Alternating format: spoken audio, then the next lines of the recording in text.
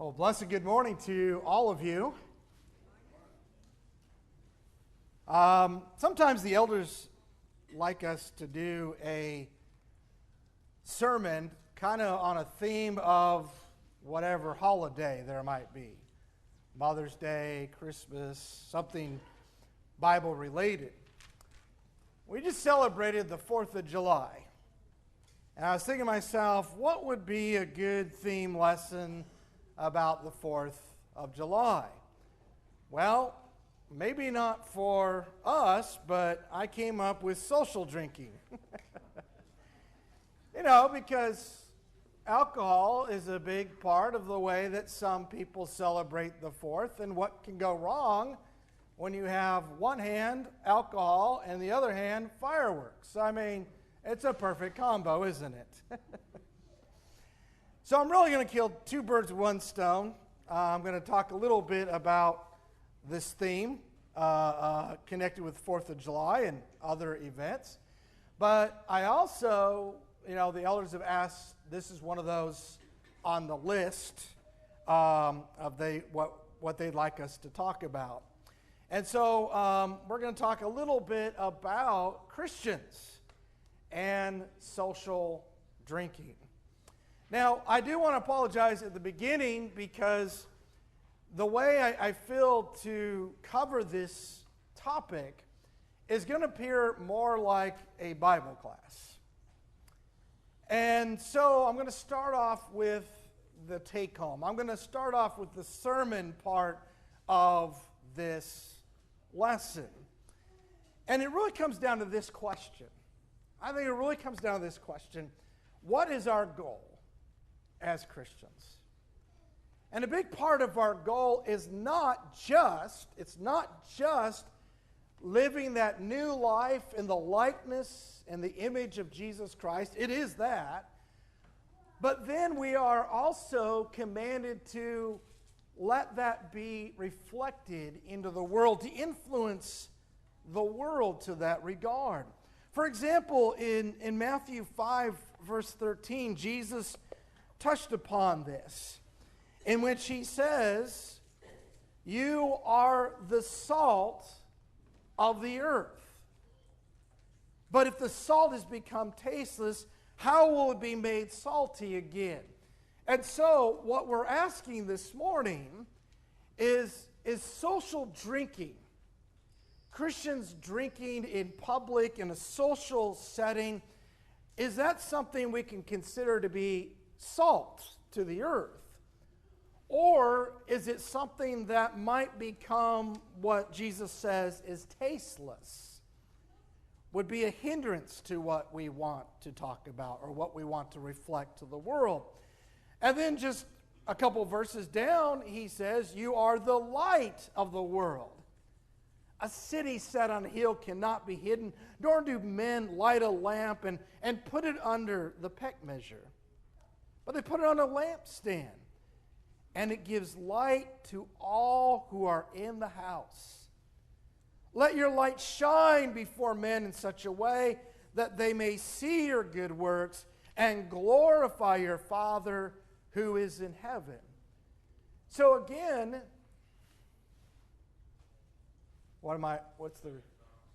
it's not on, okay. All right, so I don't have a PowerPoint. That's what you're telling me. Okay, all right. All right, so now that I know that, I'll reflect that a little bit better. So in Matthew 5, verse 14 and 16, which is up on my screen, which I just read to you, I bring that up as a reference to that question. Jesus says, "Let the world see your good works." So the question comes about, is drinking alcohol socially to some extent, is something we consider a good work? Is it something that people would see and glorify our Father in heaven, or would it be a hindrance to that goal? Also in Titus chapter 2, we're going to read Titus chapter 2, verses 6 through 8. Titus chapter 2, 6 through 8, where Paul writes to Titus these words: Likewise, urge the young men to be sensible.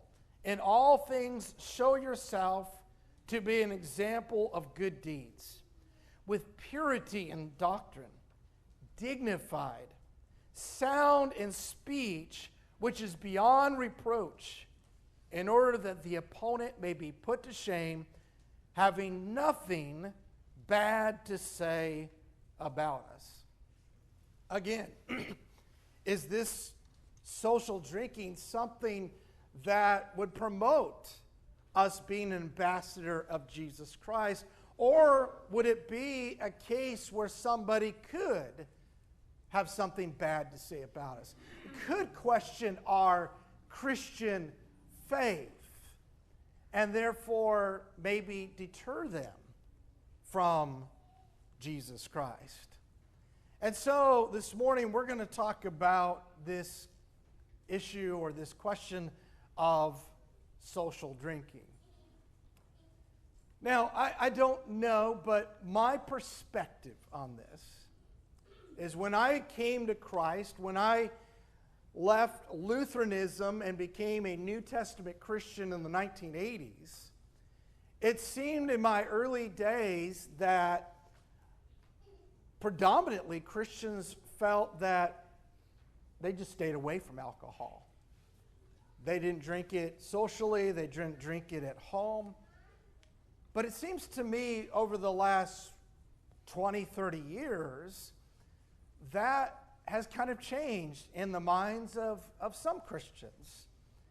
And it kind of leads me to wonder, what is the cause for the change? Is there something in the Word of God that we see differently now that changes our perspective of social drinking or the drinking of alcohol altogether? And I don't know the answer to that. I kind of surmise as I look at the evangelical world that it seems that they have kind of embraced social drinking. And I have some friends that I know in that realm that they would have no problem you opening up their refrigerator and to see beer and wine and they would have no problem drinking that in front of you. And I kind of wonder, is there some of that influence that creeps into Christianity? I'm not sure, but maybe you've seen a similar type of change when it comes to the attitude of Christians and social drinking. But I want you to think about that term, social drinking. We're not just talking about drinking, the drinking of alcohol to some extent. We're talking about it in the context of social. And that's a key word there. The idea of Christians drinking socially, drinking in front of others, drinking out in some type of public setting is the context we're going to be talking about this issue, this question. But for a few moments, I want to raise some questions.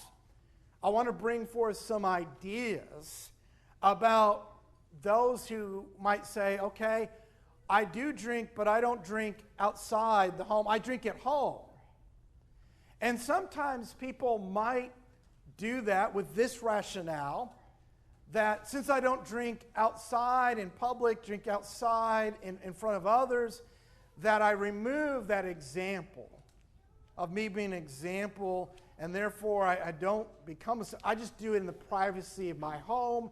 And maybe they think, well, it's just my own personal desire, and it's just kind of clear-cut, that's okay. Well, I do want to raise some questions, some thoughts in that regard before we get into the actual social drinking. Two words that I want to bring up. Number one, regulation. And the second one is reason. Number one, first question is, who's regulating your drinking? Is it God or is it you? And I'm going to be dealing this morning with a couple of justifications that I've heard over the years of people justifying social drinking, or even just the drinking of alcohol. So who is regulating your drinking, God or you? What about regulating what you drink? Wine, is that okay? What about beer? What about mixed drinks or strong alcohol? Well, we might say hard alcohol. Well, one Christian says wine is okay, but not beer. The other one says wine and beer are okay, but not the other. Why the difference? Who's regulating? Where are we coming up with this? How much do you drink? Again, regulation. Who is determining that? You or God? I think those are good questions. One Christian says, 1 glass of wine, okay, 2, no. The other says, no, you can have 2. Well, what about 3? And so you get into this sticky situation where as Christians we're used to what? Going to God's Word and figuring out, can I be involved in that activity? Is that something that as a Christian I should be doing? And remember, we kind of set this all up last year with some preparatory lessons. And one of those preparatory lessons that I want to bring back to your memory is this. How does God teach us His will? It's not just by a command. God teaches us His will in different ways, sometimes by example, sometimes by the question of, is this profitable? Is this something that's going to help me accomplish what I want to accomplish as a child of God? And so we come to be accustomed to going God's words like, well, can I lie to get myself out of a difficult situation? No. God regulates that. Well, as a young man, can I meet women and sleep around with? No. God says that's a sin. That's not part of what a Christian's involved in. But this is where this question about social drinking and just drinking of alcohol gets difficult. The Bible doesn't directly even address it. Directly. Doesn't speak about how much and what. And so the regulation of it is very difficult. And so I think that's a good question. Something that needs to be raised is, who's regulating your drinking? And what it really comes down to, it's really you're regulating it. It's your opinion, not so much God regulating it.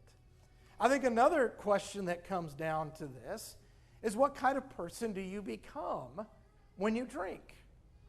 I mean, we all know that it doesn't take much alcohol to start affecting a person, affecting them physically, affecting them emotionally, affecting them mentally. And so this gets into that second word, that reason. What is the reason that you're drinking at home, right?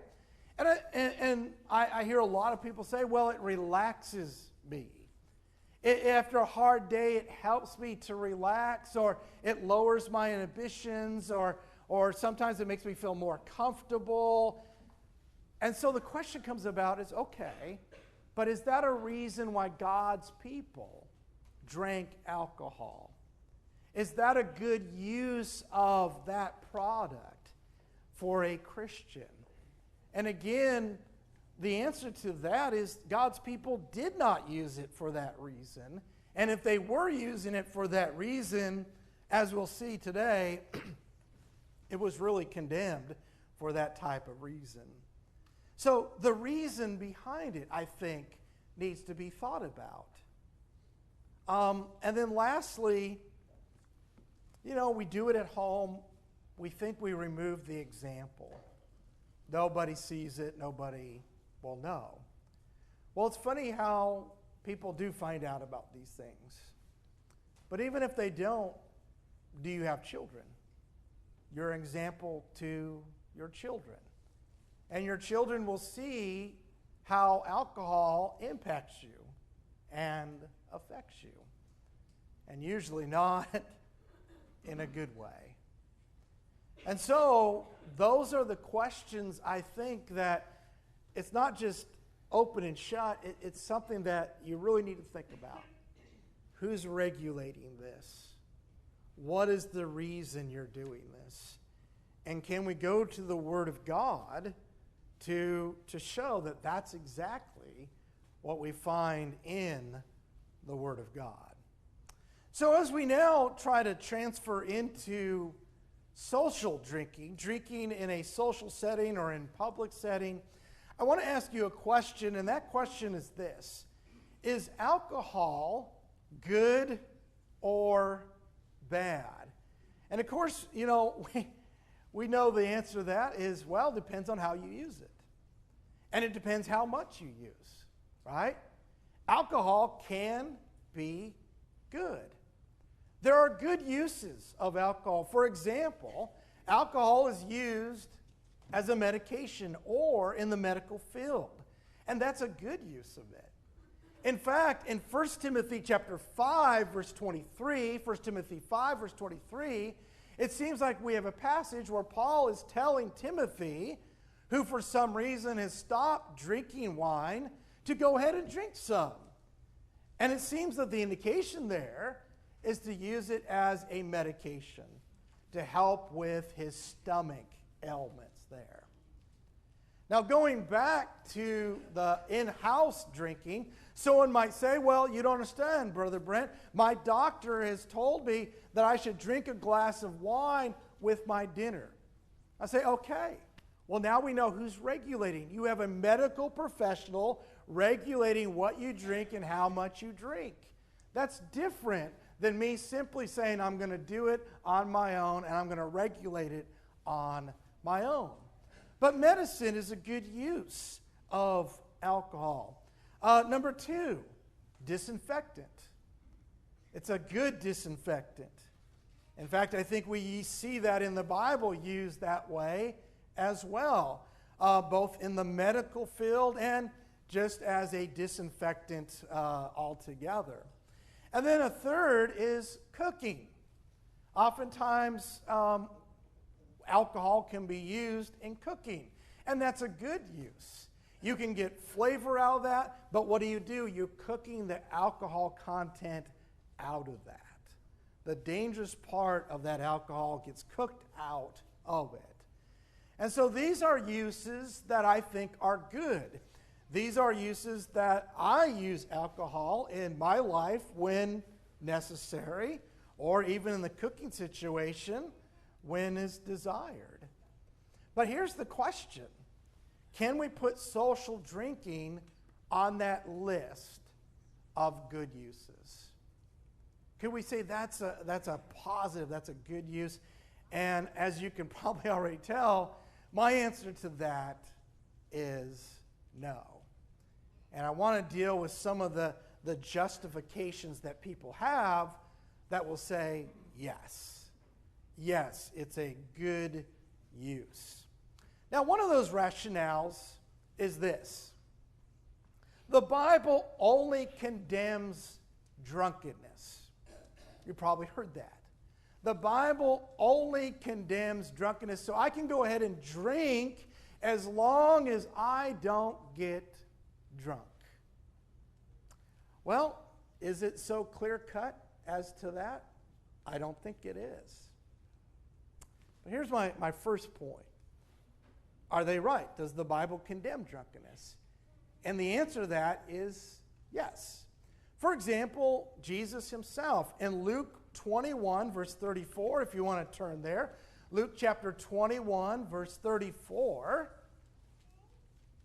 Jesus said these words: "Be on your guard, that your hearts may not be weighed down with dissipation and drunkenness and the worries of life, and that the day come upon you suddenly like a trap."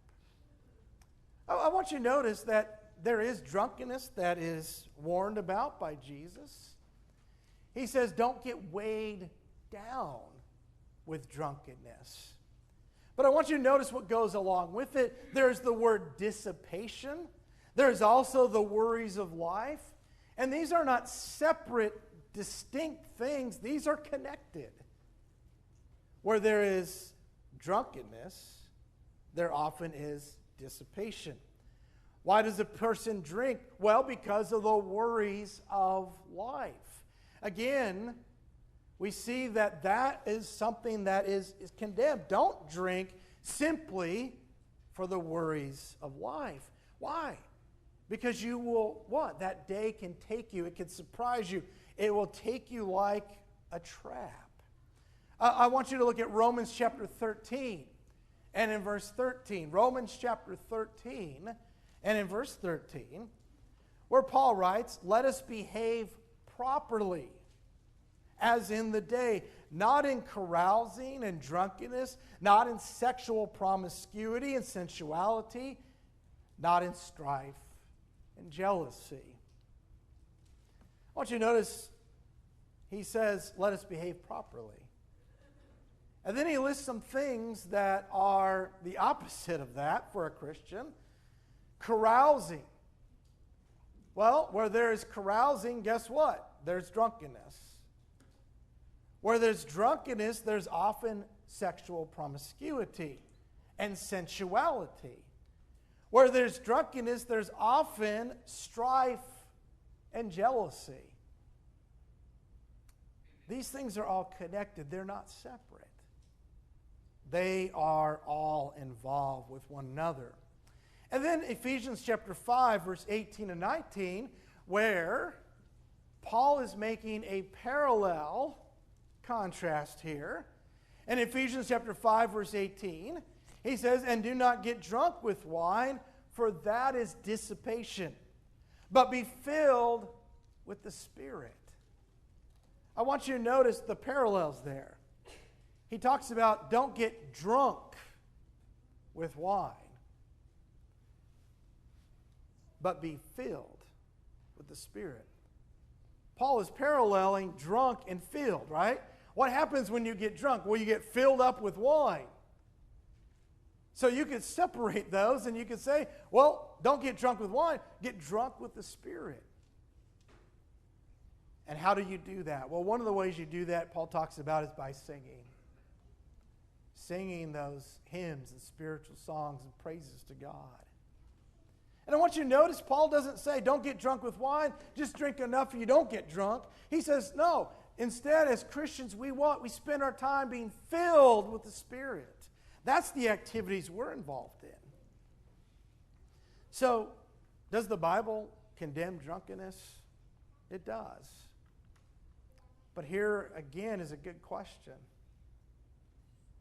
When does one become drunk? Does the Bible highlight that for us? Does it define that in the eyes of God? Does it give us a description? Is it so clear-cut when drunkenness begins? It's amazing how many people think, oh, I know when I'm drunk. Well, would God agree with that? What would God say about that?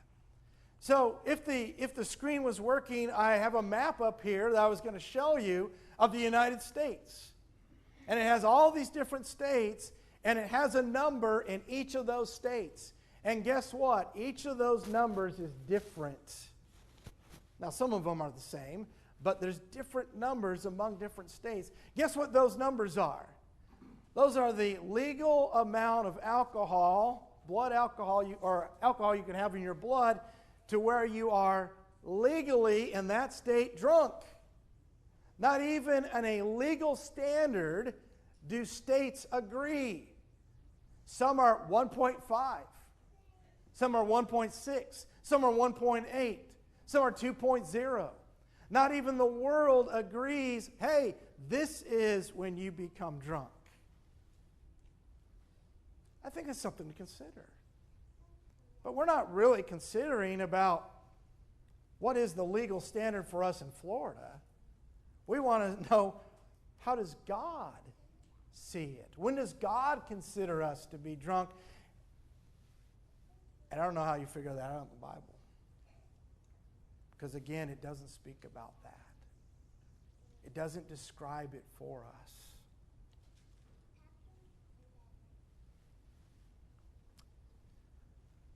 Now, let's talk about, does the Bible only condemn drunkenness? Go over to Proverbs chapter 20 and in verse 1. Proverbs chapter 20 and in verse 1. Here Solomon says, wine is a mocker, strong drink a brawler, and whoever is intoxicated by it is not wise. Now, if you don't have the New American Standard, you have a different word rather than intoxicated. You have a word that basically, don't be influenced by it. Don't be driven by it, right? Intoxication, the way the New American Standard, is a word that can refer to drunkenness, but it also can be a word that means under the influence of. And so Solomon could be simply talking about, don't even let this be an influence on you. It is not wise. Proverbs 23, if you will. Proverbs 23, 29 through 32. Solomon again says, who has redness of eyes? Those who linger long over wine. Those who go to taste mixed wine. Do not look on the wine when it is red, when it sparkles in the cup, when it goes down smoothly. At the last it bites like a serpent, and it stings like a viper. Now again, maybe he is talking about a drunk person, but he doesn't mention that specifically. But he warns about looking at that wine, lingering long over it. And then also there is Hosea chapter 4, and in verse 11, where it says, harlotry, wine, and new wine take away the understanding. And so, is drunkenness just clear cut? To me, it's not. And if that's going to be our justification for social drinking, well, it's kind of like that other lesson we did about looking at sin as a line and seeing how close we can get to that line without crossing it. And I feel that that's kind of that idea. But that's not the biblical approach to sin. Sin isn't a line. And even if it was, we talked about in that lesson, we shouldn't even want to get close to it. And that's the next point. God's people did drink wine in the Bible. But they drank it in such a way and in such a minimal volume that they didn't even get close. They didn't even get close to where you could become drunk. That's how they figured it out, not even getting close to it. And so that's the second justification that I've heard over the years, is that Jesus was a social drinker. Jesus drank wine out in public. Jesus drank wine socially. And again, sometimes it's presented as it's just so clear cut, right? But is it? It's not. Because what we're thinking is that if we talk about social drinking and the wine and alcohol levels today, we're thinking that's an apple-to-apple comparison. But when you really look at it, it's not. It's an apple-to-oranges comparison. And I want to bring that out to you. Now, this is where I'm going to have to read, because I'm going to talk about some of the experts. We're going to go to the experts that talk about drinking in the Bible, drinking in the New Testament, Jesus drinking. And I'm just going to have to read these for you because you won't be able to see the quotes. But the question is, was what Jesus did socially in his day the same as we have today? And the answer to that is no. Jesus didn't drink wine like alcohol, the content, the same level that we have today.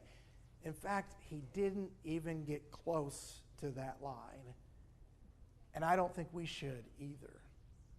So, Robert Stein did an article on this, and this is what he wrote. He said, in ancient times, wine was usually stored in large pointed jugs called amphorae. Now, when wine was to be used, it was poured out from the amphora, the singular, into large bowls called craters, where it was mixed with water.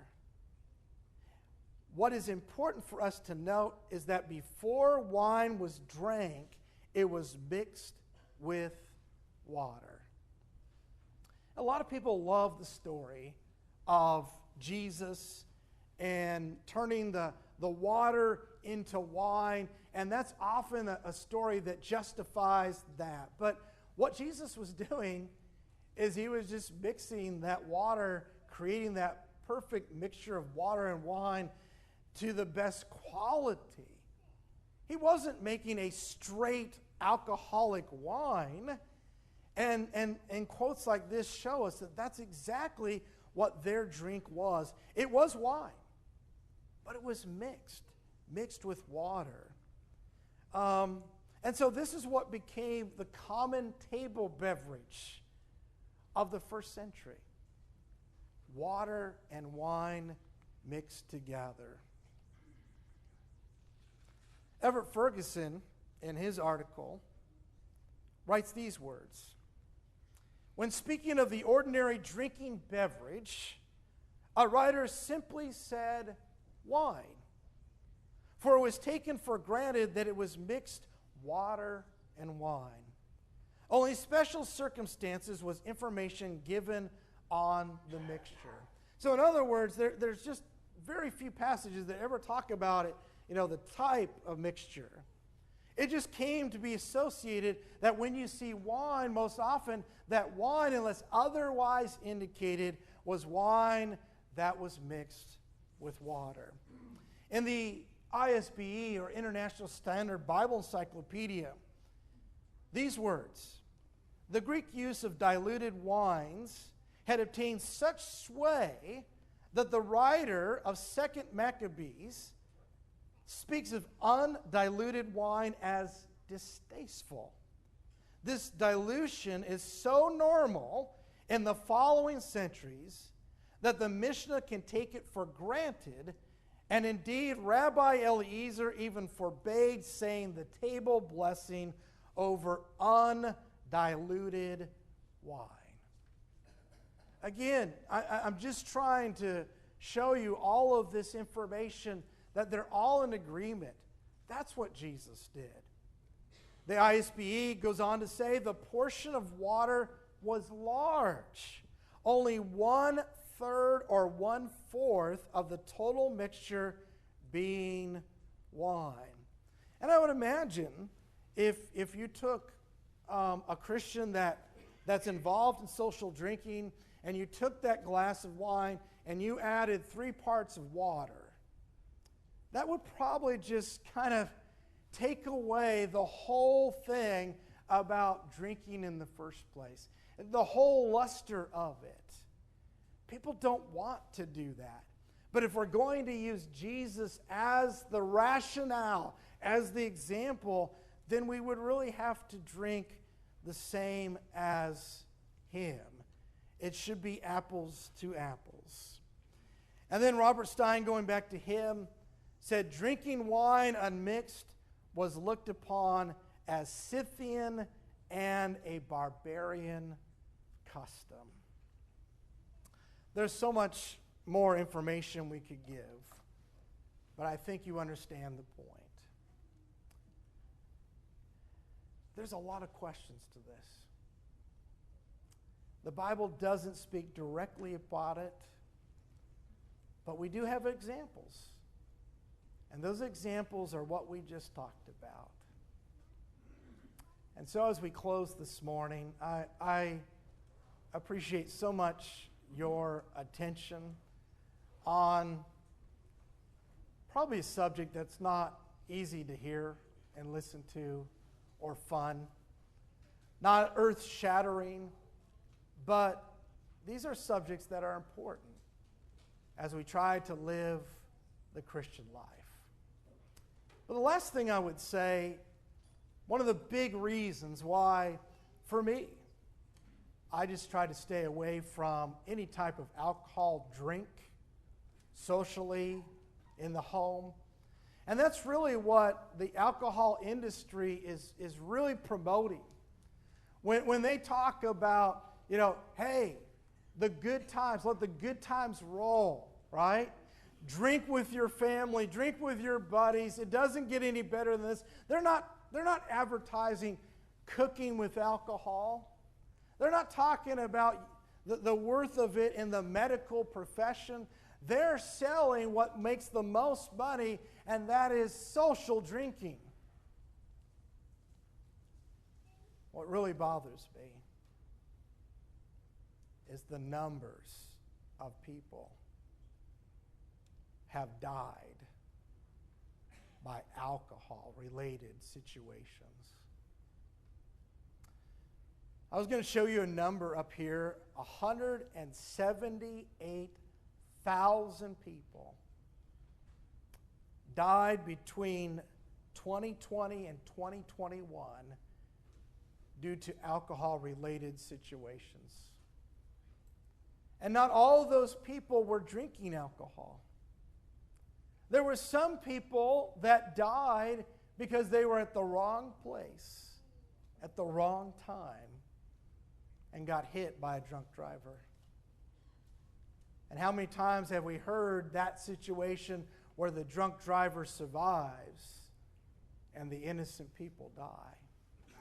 178,000 people in 1 year. Is that something that a Christian should be supporting? I don't think so.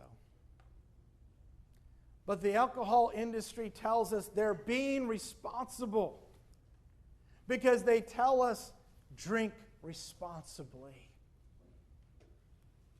But how responsible is that, brother and sister in Christ, when they want you to buy a product, but the more you drink it, hinders you from making responsible decisions? I see it as very hypocritical.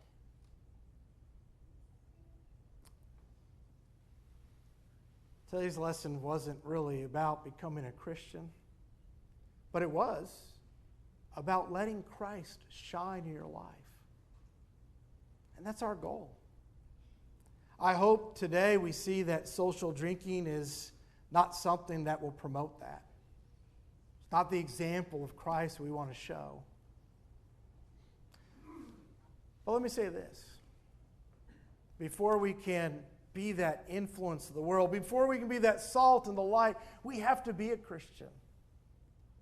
And so we offer an invitation at the end of our lessons to encourage anyone that needs to know more about becoming a Christian, or how to be an example of Christ, or if we can help you in any way, whether it be what we talked about this morning or some other issue you have with sin.